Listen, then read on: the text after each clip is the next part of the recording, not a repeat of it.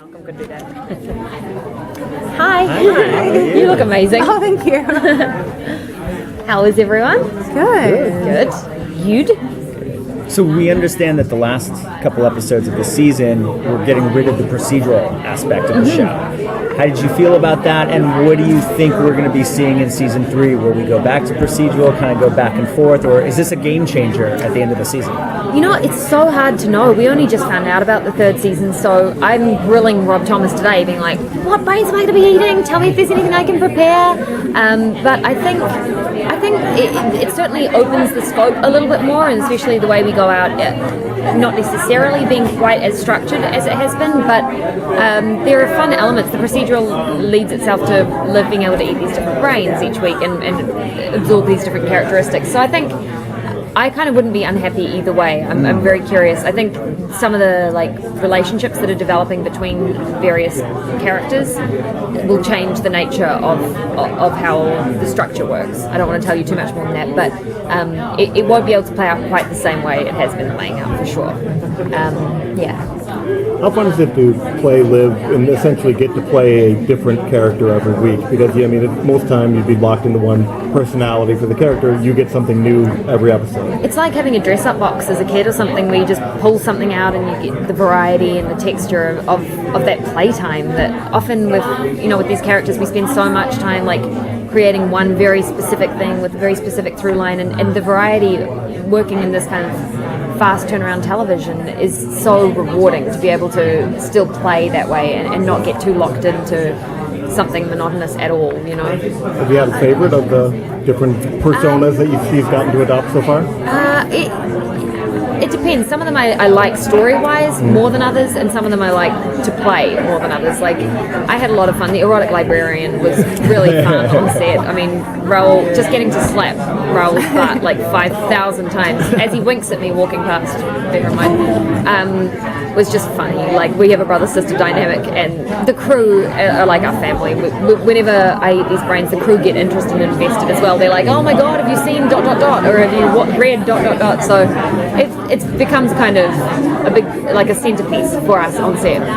Just kind of a follow-up that you were talking about, kind of playing with the dress-up box. Do you get to work with the costume designers at all to help pick out those design traits that are part of the personality? And do you allow some of those costume traits to influence your choices in those characters? Occasionally. I'm on set so much, so I don't really have the liberty to be able to go and spend a ton of time with them, and we do have a great costumes department that bring forward really, really good ideas. I guess there have been times where I've gravitated towards things and said, yes, I really feel like she needs ... but I think it's a bit hard.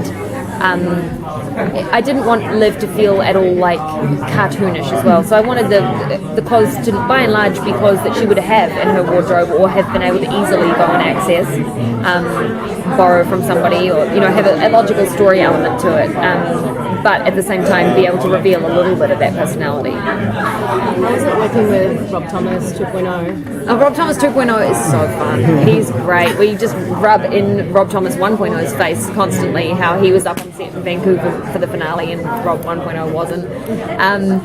We had a lot of fun. He's such a nice guy. He's so down to earth and was very chill about coming and getting involved in some pretty major stunts. So it was good.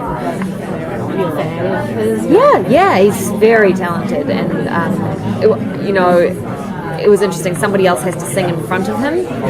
I won't tell you much more than that, but it's a big ask to have to sing in front of Rob Thomas, I'll say that. Have you seen the effect that the show has had on fans yet? At an event like ComicCon, I saw a Liv when I was walking up here. Did you? Yeah. Oh, I'm so excited to see now they're cosplaying and obviously kind of going back and looking at the graphic novels because of what they've seen on the show. How does that sort of excite you as an artist? Imitation is the sincerest form of flattery or whatever, and I think that about our show. When people are dressing up and they think this is a world that they're interested enough and love enough to want to dress up and be part of that, it's just so cool. It's it makes us feel like we're not just talking to nobody, because a lot of the time when you're shooting and you're in a vortex and you don't actually have I mean, Twitter makes it a lot easier to be able to engage and get a sense of people watching it. But coming to these events is really fun because you get to see the people who know the story almost better than you sometimes. Like they know it so well and they are really invested in the characters. It's an honor. It's a lot of fun. Do you think the road will ever get smooth for Major and for Liv? I've got to think so. I really have to. I have to hope so because she is putting herself through so much, and I think timing is everything, and being zombies at different times hasn't helped. Where they are in their lives, other partners. There's been all sorts of elements that have made it hard for Liv and Major, but I think he's an incredible person for her, and they love each other very much.